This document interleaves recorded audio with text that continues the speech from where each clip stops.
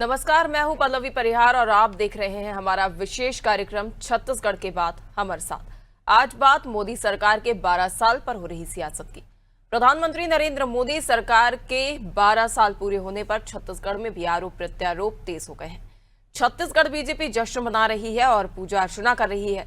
BJP का कहना है कि पीएम मोदी के ये 12 साल जनसेवा, सुशासन और राष्ट्र हित की दिशा में महत्वपूर्ण है। तो वहीं आवास योजना, आयुष्मान भारत, उज्ज्वला योजना, जल जीवन मिशन, जनधन योजना और डिजिटल इंडिया जैसी योजनाओं ने गरीबों, किसानों, महिलाओं और युवाओं के जीवन में बड़ा बदलाव किया है। वहीं कांग्रेस का आरोप है कि पीएम मोदी के 12 साल में देश की जनता को बेरोजगारी, महंगाई, अराजकता मिली है। आज लोगों के घर में खाना बनाने की स्थिति नहीं है, लोग आत्महत्या कर रहे हैं। इन आरोप प्रत्यारोप के बीच बड़ा सवाल ये है कि क्या मोदी सरकार के 12 साल विकास का नया अध्याय है या फिर आर्थिक चुनौतियों और राजनीतिक प्रचार का दौर। आज की चर्चा इन्हीं सवालों के इर्द गिर्द। पहले सुनते हैं कुछ प्रतिक्रियाएं। आज देखिए, हमारे देश के यशस्वी प्रधानमंत्री माननीय नरेंद्र मोदी जी का आज पूरे देश भर में इस प्रकार से हमारे कार्यकर्ता, अनुसांगिक संगठन सभी मिल करके उनके दीर्घायु होने का, उन्हें इसी प्रकार से देश की सेवा करते रहने का, देश के लिए मान सम्मान स्वाभिमान के लिए, देश की सुरक्षा के लिए, गरीबों के कल्याण के लिए उनका कार्यकाल को याद किया जाएगा। आज के दिन ही माननीय प्रधानमंत्री जी ने तीसरी बार देश के प्रधानमंत्री के रूप में बनने का शपथ लिया था। भारतीय जनता पार्टी की 5 इंजन की सरकार है और 12 साल का उत्साह मना रहे हैं। 12 साल में भारतीय जनता पार्टी ने इस प्रदेश की जनता को बेरोजगारी दे दी, महंगाई दे दी, आज अराजकता दे दी। आज लोगों के घर में खाना बनने की स्थिति नहीं है, आज लोगों के घर में रोजगार नहीं है, लोग आत्महत्या पर आतुर हैं। भारतीय जनता पार्टी के नेता, देश के प्रधानमंत्री नरेंद्र मोदी जी ने अपील की थी। 5 राज्यों के चुनाव हो गए, चुनाव के परिणाम आ गए, उसके बाद ये अपील की कि खाने में तेल कम खाइए। और छत्तीसगढ़ में भारतीय जनता पार्टी के विधायक, नेता दीप जला रहे हैं तेल का। जनता को तो तेल खाने के लिए मना कर रहे हैं, जिससे सब्जी बनती है, जिससे दाल बनती है, जिससे रोटी, तमाम प्रकार के व्यंजन बनते हैं। जनता के लिए तो आपने नसीहत दे दी, लेकिन भारतीय जनता पार्टी के नेता चाटुकारिता में इतना आगे निकल गए। बता दें कि प्रधानमंत्री नरेंद्र मोदी के कार्यकाल के 12 साल पूरे हो चुके हैं। बीजेपी की ओर से इसे बड़ी उपलब्धता बताया जा रहा है, ऐतिहासिक बताया जा रहा है। तो वहीं प्रधानमंत्री नरेंद्र मोदी के कार्यकाल की जमकर सराहना की जा रही है। बीजेपी कार्यकर्ताओं की ओर से इसे ऐतिहासिक बताया जा रहा है और बीजेपी कार्यकर्ता जश्न के माहौल में डूबे नजर आ रहे हैं, जहां कार्यकर्ताओं की ओर से, बीजेपी की ओर से मंदिरों में पूजा अर्चना की जा रही है, प्रधानमंत्री नरेंद्र मोदी के दीर्घायु की कामना की जा रही है। तो वहीं अब प्रधानमंत्री नरेंद्र मोदी के 12 साल के कार्यकाल को लेकर भी सियासत जो है वो देखने को मिल रही है। इसी पर हमारे साथ चर्चा के लिए जुड़े हैं संतोष दास जी, जो कि भाजपा प्रवक्ता है, अनादि शुक्ला कांग्रेस प्रवक्ता है और रमेश पांडे वरिष्ठ पत्रकार है। आप सभी मेहमानों का अनादि टीवी में बहुत बहुत स्वागत है। तो वही मैं सबसे पहला सवाल बीजेपी से करना चाहूंगी, जहां संतोष जी लगातार देखने को मिल रहा है कि प्रधानमंत्री नरेंद्र मोदी के 12 साल का जो कार्यकाल पूरा हुआ है, इस पर जमकर सियासत देखने को मिल रही है। बीजेपी की ओर से लगातार पीएम नरेंद्र मोदी के कार्यकाल की सराहना करते हुए उनके कार्यों को गिनाया जा रहा है और ऐतिहासिक बताया जा रहा है उनके कार्यकाल को। तो वहीं विपक्ष इस पर हमलावर नजर आ रहा है। दर्शकों को नमस्कार और सभी हमारे साथी पैनलिस्टों को भी नमस्कार। देखिए, सेवा, सुशासन और गरीब कल्याण, ये 3 विषय को लेकर के पिछले 12 सालों से लगातार माननीय प्रधानमंत्री मोदी जी इस देश का नेतृत्व कर रहे हैं और प्रधानमंत्री के रूप में उन्होंने जो काम किया है इस देशवासियों के लिए, वो अद्भुत है। आप इसे केवल आंकड़ा नहीं समझ सकते। यदि मैं उनके मुख्यमंत्री के कार्यकाल और प्रधानमंत्री के कार्यकाल दोनों को यदि मैं जोड़कर देखूं तो लगभग 8,900 दिन होते हैं लगातार। और एक जनप्रतिनिधि के लिए जो जीत कर आता है, जनता जिनको चुनकर भेजती है, और प्रधानमंत्री के रूप में तो उनको अभी 4,399 दिन हुए हैं और आने वाले समय में और अभी ये कार्यकाल पूरा होते तक ये दिन और भी आगे बढ़ने वाले हैं। तो मुझे लगता है ये वास्तव में ऐतिहासिक दिन है न केवल भारतीय जनता पार्टी के कार्यकर्ताओं के लिए बल्कि ये पूरे देशवासियों के लिए कि एक ऐसा नेतृत्व इस देश को मिला 2014 के बाद से, जिसने इस देश की दशा और दिशा दोनों तय की, और दशा भी में भी सुधार आया और देश की दिशा आज भारत विकसित भारत बनने की दिशा में 2047 का लक्ष्य लेकर आगे बढ़ रहा है। तो मुझे लगता है ये बहुत बड़ा दिन है आज। और 12 साल बेमिसाल यदि हम कहें तो जो टैग लाइन चल रहा है वो आश्चर्य नहीं है, और ये बिल्कुल सही लाइन है। और 12 साल बेमिसाल के रूप में आम जनता को जो लाभ मिला उसको भारतीय जनता पार्टी के कार्यकर्ता आज मंदिरों में जाकर के यज्ञ हवन करके पूजन करके और दीर्घायु की कामना करते हुए माननीय प्रधानमंत्री मोदी जी के कि वो दीर्घायु हो और आगे भी देश का नेतृत्व करें और मोदी सरकार भी दीर्घायु हो, इसकी कामना के साथ ही आज पूरा देश आज जश्न मना रहा है। बिल्कुल, निश्चित तौर पर संतोष जी, यदि देश की जनता ने किसी को देश का नेतृत्व करने का दायित्व सौंपा है तो उनके नेतृत्व पर संदेह नहीं किया जा सकता। लेकिन यदि बात की जाए विकास की और कई ऐसी चीजों की जो वादे किए गए थे लेकिन अब तक पूरे नहीं हुए, और कई जो चीजें हैं अभी तक कमी पाई गई हैं, जैसे रोजगार की बात करें, महंगाई की बात करें, हम मान लेते हैं कि जो विश्व स्तरीय युद्ध चल रहे हैं उसका भी प्रभाव देखने को मिल रहा है, लेकिन क्या महंगाई शुरुआत से ही जो है वो उसका कहर देखने को नहीं मिल रहा है देश में?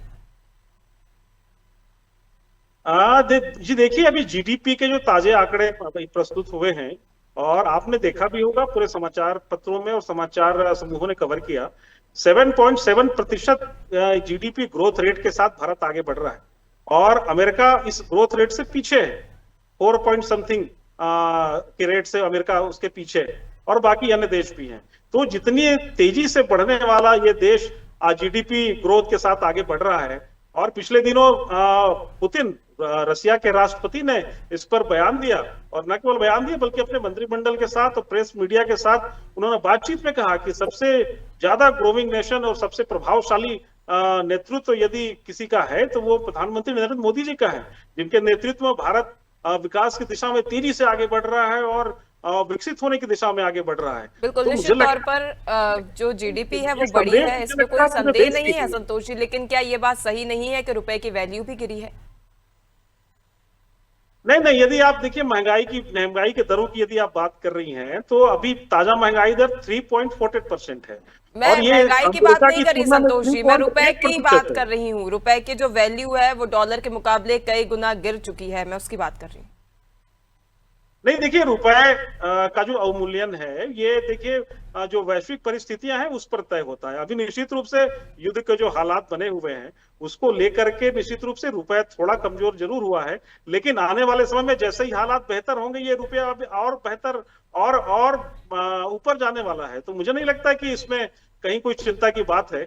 अभी निश्चित रूप से अभी युद्ध के हालात बने हुए, इसके कारण से ये परिस्थितियां बनी है, लेकिन बहुत जल्द ही मोदी जी के नेतृत्व में भारत फिर से मजबूती के साथ रुपया को और स्टेब्लिश करेगा और स्थापित करेगा, और भारत देश की अर्थव्यवस्था निश्चित रूप से जो चौथी अर्थव्यवस्था विश्व की है आज, और निश्चित रूप से वो तीसरी बनने के लिए भी आगे अग्रसर होगी। निश्चित तौर पर उम्मीद जताई जा रही है कि प्रधानमंत्री नरेंद्र मोदी के मार्गदर्शन में देश अग्रणी होगा।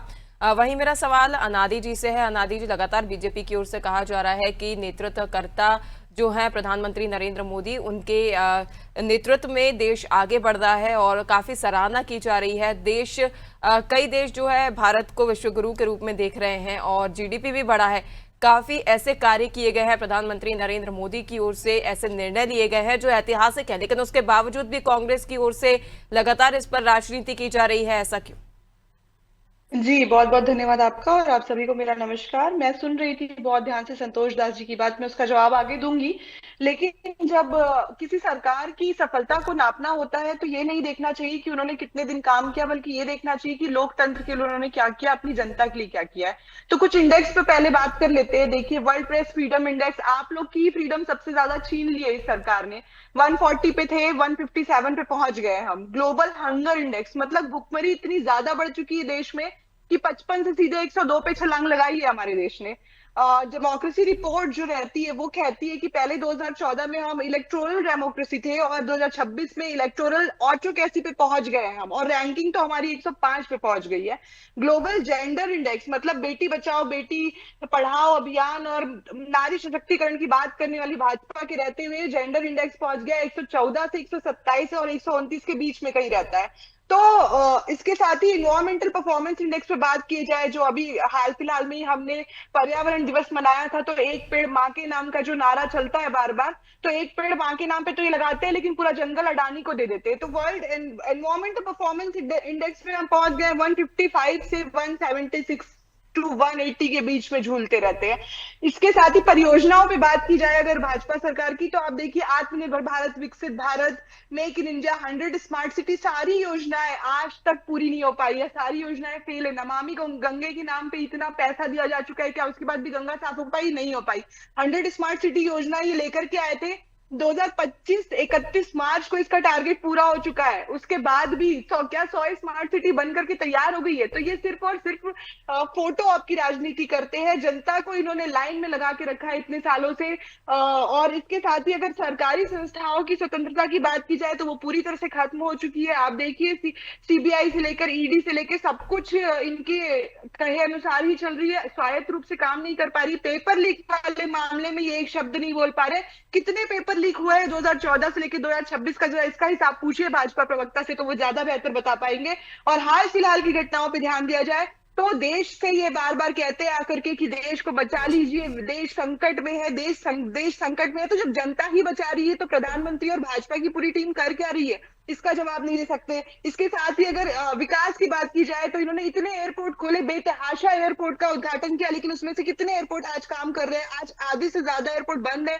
एयरलाइंस की स्थिति खत्म हो चुकी है। एयर इंडिया के ऊपर इतना ज्यादा कर्जा आ चुका है कि वो बंद होने की स्थिति में है। इसके साथ ही आप ट्रेन की बात करें तो वंदे भारत नाम की एक फैंसी ट्रेन इन्होंने चला दी सिर्फ अमीरों के लिए, क्योंकि उसका किराया इतना ज्यादा है कि एक आम आदमी, एक गरीब आदमी उसका पैसा नहीं दे सकता है।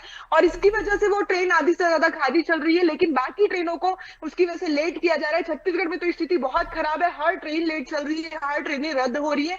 तो ये देश की हालत कर दी इन्होंने कि कुछ भी स्मूथ नहीं चल रहा है। किसान से लेकर स्टूडेंट से लेकर के मध्यम वर्ग के लोग, गृहिणी, सब कोई परेशान है। पेट्रोल डीजल के रेट बढ़ा रहे हैं, एलपीजी सिलेंडर के रेट बढ़ा रहे हैं। अब की बार मोदी सरकार जो 2014 का वादा आया था जिसमें इन्होंने ये कहा था कि 100 दिन में अच्छे दिन आएंगे, क्या आपको याद है कि वो 100 दिन कब का निकल चुके हैं? 12 साल पूरे हो गए। आप 100 दिन छोड़िए, आप एक साल में 12 साल में वो वादे पूरे नहीं कर पाए कि पेट्रोल और डीजल के रेट जो कांग्रेस के समय में थे 2014 में वो कम हो जाएंगे। आज तक उसका कोई हिसाब नहीं है सरकार के पास। तो सारी चीजों को देखते हुए एक बात तय है कि ये सरकार फेल है। इन्होंने सिर्फ पोस्टर की राजनीति की है, बहुत अच्छे पोस्टर बनवाए हैं, बहुत अच्छी रीलें बनवाई हैं, लोगों को झूठ परोसने का बहुत अच्छा काम किया है, लेकिन हकीकत में आप जब देखेंगे तो पाएंगे कि सारी योजनाएं फेल है। कुछ नया नहीं लेकर के आए हैं। कांग्रेस की योजनाओं के इनाम बदल बदल के अपना काम चला रहे हैं और उसके बाद कह रहे हैं कि 12 साल बेमिसाल। कैसे बेमिसाल हो गए ये साल? ये इनको समझाना चाहिए एक बार आज। बिल्कुल, निश्चित तौर पर जितनी लंबी लिस्ट बीजेपी के पास है पीएम नरेंद्र मोदी के ऐतिहासिक कार्यकाल की, उससे लंबी लिस्ट अनादि जी के पास भी है कि किस प्रकार से 12 साल जो है विफल साबित हुए हैं और लगातार कई ऐसे मुद्दे हैं जिनको लेकर जवाब देने की आवश्यकता है बीजेपी को। लेकिन उससे पहले मैं रमेश जी के पास जाना चाहूंगी। रमेश जी, जैसा कि देखने को मिल रहा है दोनों ही अपने अपने वक्तव्य पर अडिग हैं। जहां बीजेपी की ओर से कहा जा रहा है कि प्रधानमंत्री नरेंद्र मोदी के इन 12 सालों में ऐतिहासिक निर्णय लिए गए हैं, कई ऐसे कार्य किए गए हैं जो इतने साल कांग्रेस के शासन में नहीं किए गए। तो वही कांग्रेस के पास भी कई लंबी लिस्ट है जिसमें कई मुद्दे हैं जिसको लेकर बीजेपी की ओर से दावे किए गए थे और दिन गुजरने के बाद भी वो दावे पूरे नहीं किए गए और ऊपर से जनता को महंगाई की मार भी झेलने को मिल रही है।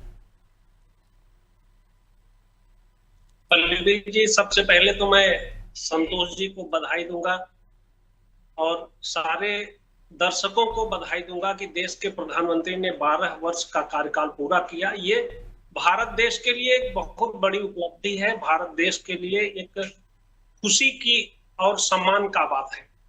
12 सालों में अगर हम उपलब्धियों को बताएं या उपलब्धियों पर थोड़ा नजर डालें तो सबसे पहले छत्तीसगढ़ के लिए सबसे बड़ी खुशी की बात है कि यहाँ से नक्सलवाद का खात्मा इन 12 सालों के बीच में प्रधानमंत्री मोदी के नेतृत्व में हुआ। इससे बड़ी खुशी छत्तीसगढ़ के लिए कुछ और नहीं हो सकती। दूसरा आपको बताऊं, कृषि के क्षेत्र में किसान सम्मान निधि हर 6,000 रुपए किसानों को सम्मान निधि दी जा रही है। ये अपने आप में एक क्रांतिकारी व्यवस्था प्रधानमंत्री के नेतृत्व में चली। दूसरा आपको बताऊं कि प्रधानमंत्री के इन 12 सालों के कार्यकाल में एक बहुत बड़ी महामारी, वैश्विक महामारी कोरोना की आई।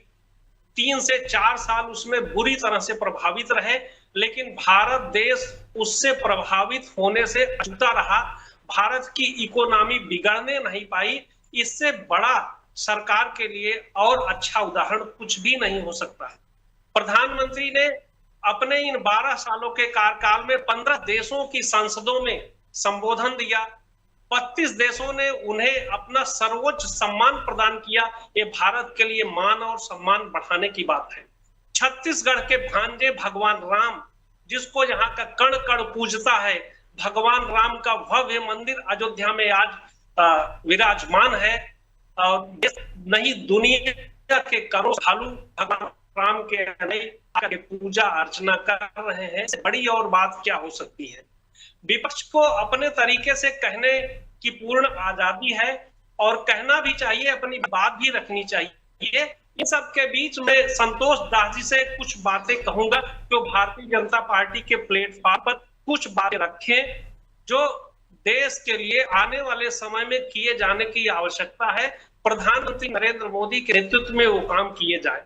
सबसे पहली बात मैं कहूंगा कि देश में बड़ी ही दुर्भाग्यपूर्ण बात है, दुर्भाग्य की बात है कि हमें आजादी मिले 70-75 साल से अधिक हो गए, हम अपने देश में अन्न भंडारण की सुविधा नहीं उपलब्ध करा पाए हैं। छत्तीसगढ़ में हजारों टन खाद्यान्न खुले में पड़ा हुआ है। मानसून एकदम सर पर है, हर साल भीगता है, इस साल भी भीगेगा। तो मैं ये कहूंगा कि प्रधानमंत्री मोदी से ये जरूर गुजारिश करें कि देश में अपनी मजबूत खाद्यान्न संग्रहण की व्यवस्था हो। दूसरा मैं ये कहूंगा कि आज देश वैश्विक संकट में है, तो एलपीजी के लिए त्राही मची हुई है और एलपीजी हम दूसरे देश से खरीदते हैं। ये भी बड़ा दुर्भाग्यपूर्ण की बात है कि हम आजाद हुए 75 साल हुए, लेकिन अपने घर की रसोई के लिए हमने कोई व्यवस्था नहीं कर पाई। हम अपनी रसोई कैसे चलाएंगे? ये इससे बड़ा दुखद और कुछ शर्मनाक कुछ नहीं हो सकता। तो मैं ये कहूंगा कि प्रधानमंत्री मोदी के नेतृत्व में कुछ ऐसी व्यवस्था की जाए कि एलपीजी आयात शून्य हो। अपने भारत देश में ऐसी व्यवस्था की जाए कि रसोई पकने के लिए, खाद्यान्न पकने के लिए रसोई की व्यवस्था अपने देश में हो, हम इसके लिए दूसरे देश पर निर्भर न रहे। तीसरा, भ्रष्टाचार इतना जबरदस्त सरकारी तंत्र में है, उस पर रोक लगाई जाए और भ्रष्टाचार मुक्त सरकार व्यवस्था बनाए। जैसा कि भैया अनादि जी ने कहा कि प्रश्न पत्रों की जांच, प्रश्न पत्रों के लीक होने के जो मामले आए हैं, ये भी बहुत ही शर्मनाक है, दुर्भाग्यपूर्ण है। ऐसी व्यवस्था बनाई जाए कि हमारे नौजवानों को इससे परेशान न होना पड़े, इससे जूझना न पड़े। और सबसे बड़ी समस्या एक प्रदूषण की भी है, जिसके कारण अकाल मौतें हो रही हैं, ग्लोबल हमारा वार्मिंग बढ़ रहा है, लोग परेशान हैं। इन सब की भी व्यवस्थाओं के बारे में भी सरकार को गंभीरता से विचार करने की जरूरत है। अब इन क्षेत्रों में हम अच्छे तरीके से काम करें, ये मैं संतोष दास जी से कहूंगा कि इन सब बिंदुओं को भी पार्टी फोरम पर, पार्टी मंच पर जरूर रखें। जी बिल्कुल, निश्चित तौर पर संतोष जी, कई ऐसे मुद्दे हैं जो रमेश जी ने आपके सामने रखे हैं। खाद्य भंडारण की समस्या रखी है, पर्यावरण से संबंधित समस्या रखी है, इसके साथ ही जो पेपर लीक हो रहे हैं उसको लेकर भी विचार विमर्श करने की जरूरत है, क्योंकि देश के भविष्य का सवाल है और कहीं ना कहीं रोजगार का मुद्दा है, उसको लेकर भी। इन सभी मुद्दों पर आप क्या कहना चाहेंगे? देखिए, अभी आदरणीय रमेश सर ने जो बातें कही, बिल्कुल मैं सहमत हूँ। वास्तव में अन्न भंडार को लेकर के एक ऐसी स्कीम बननी चाहिए और राष्ट्रीय स्तर पर बननी चाहिए, मुझे लगता है। हालांकि प्रादेशिक सरकारें अपने अपनी स्कीम के तहत अन्न भंडारण के लिए जो आवश्यक व्यवस्थाएं हैं वो करती है, लेकिन फिर भी मुझे लगता है कि रमेश सर ने ध्यान दिलाया है, तो मुझे लगता है बिल्कुल ये होना चाहिए और राष्ट्रीय स्तर पर एक बड़ी स्कीम के तहत इसे लागू किया जाना चाहिए। दूसरी बात पर्यावरण को लेकर के भी है, तो बिल्कुल पर्यावरण को लेकर के भी हमारे माननीय प्रधानमंत्री जी हमेशा एक पेड़ माँ के नाम जैसी योजनाएं लागू करते हैं और वो संदेश देने का प्रयास करते हैं कि, और आपने देखा होगा कि हमारे माननीय मंत्री शिवराज सिंह चौहान जी वो प्रतिदिन एक पेड़ लगाते हैं। लगभग पिछले 1.5-2 सालों से लगातार प्रतिदिन वो पेड़ लगाते हैं और सोशल मीडिया में उनके फोटोग्राफ्स आते हैं। तो केवल प्रधानमंत्री जी ही नहीं, ये जैसा कि पहले अनादि जी ने भी कहा था कि जो एक पेड़ माँ के नाम प्रधानमंत्री नरेंद्र मोदी की ओर से योजना शुरू की गई है और केंद्रीय कृषि मंत्री शिवराज सिंह चौहान की ओर से भी हर दिन प्रतिदिन पेड़ लगाया जाता है, लेकिन उसमें सोचने वाली बात यह है कि प्रतिदिन एक पेड़ लगाना और एक दिन में सैकड़ों पेड़ का कटना काफी बड़ा अंतर स्पष्ट करता है। संतोष जी, कई बार ऐसा होता है उद्योगपतियों को जंगल बांट दिए जाते हैं। नहीं, ये देखिए अनादि जी की अपनी समस्या है, कांग्रेस की अपनी समस्या है और उस पर कभी पर्यावरण से जुड़ी समस्या कांग्रेस की कैसे हो सकती है संतोष जी? पर्यावरण से जुड़ी समस्या तो सभी की है। कांग्रेस का तो माइंडसेट है, जी मैं आता हूँ। कांग्रेस का माइंडसेट है कि ये जो उद्योगपति हैं ये इनको अपना दुश्मन समझते हैं। इनके बड़े नेता जो है अदानी अंबानी को दिन रात गालियां देते हैं। तो अदानी अंबानी और इस देश के जो बड़े उद्योगपति हैं, क्या वो इस देश के दुश्मन है? उनका बहुत बड़ा योगदान भी इस देश की जीडीपी को आगे बढ़ाने में होता है। और यही नहीं, वो जहां जहां भी वो उद्योग भी स्थापित करते हैं तो हजारों लाखों युवाओं को रोजगार मिलता है इनके। निश्चित तौर पर यहाँ पर बात संतोष जी उद्योगपतियों के विरोध की नहीं चल रही, यहाँ पर पर्यावरण की बात चल रही है। यदि आप 100 पेड़ लगा रहे हैं तो उसकी जगह 100 नहीं 50, यदि 100 पेड़ काट रहे हैं तो 100 नहीं तो 50 पेड़ लगा भी सकते हैं। उनका ध्यान देना आपका दायित्व भी हो सकता है। ये देखिए, ये जब पर्यावरण क्लियरेंस मिलता है तो उसमें सीधे सीधे कहीं भी कोई उद्योग स्थापित होता है तो उस पर एग्रीमेंट होता है, एमओयू साइन होते हैं जिसमें यह तय होता है और उसकी पूरी मॉनिटरिंग होती है कि कितने पेड़ काटे जा रहे हैं और उसके बदले इसके 10 गुना पेड़ लगाए जा रहे हैं कि नहीं लगाए जा रहे हैं। वो पहले उसके पैसे भी पटाए जाते हैं और उसकी पूरी विधिवत मॉनिटरिंग भी होती है। तो ये सरकार ये करने का काम कर रही है। लेकिन मैं दूसरी बात कह रहा हूँ, लेकिन जो सोशल एक्टिविटी के माध्यम से जो हम आम जनता को जो प्रेरित कर सकते हैं, उस प्रेरणा के लिए देखिए प्रधानमंत्री जी बहुत काम करते हैं। चाहे एक पेड़ माँ के नाम हो, चाहे अलग अलग जगहों पर अभी शिवराज सिंह जी की बात जो आ रही थी, इसके अलावा कई मंत्रीगण ऐसे हैं जो वास्तव में प्रतिदिन पौधा लगाने का काम करते हैं। वो केवल लगाते नहीं है बल्कि उसका संरक्षण और संवर्धन दोनों करने का काम करते हैं और एक संदेश देने का काम करते हैं।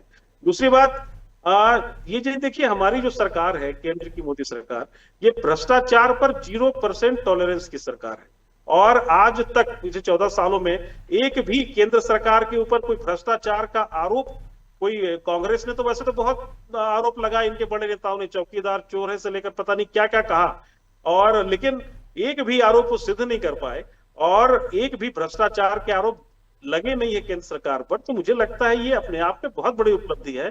और इसके उलट जब आप मनमोहन सिंह के कार्यकाल के 10 सालों के कार्यकाल को गिनेंगे तो भ्रष्टाचारों की इतनी लंबी फेहरिस्त है कि वो सरकार ही चली गई, बहुत बुरी तरीके से वो हारे चुनाव में।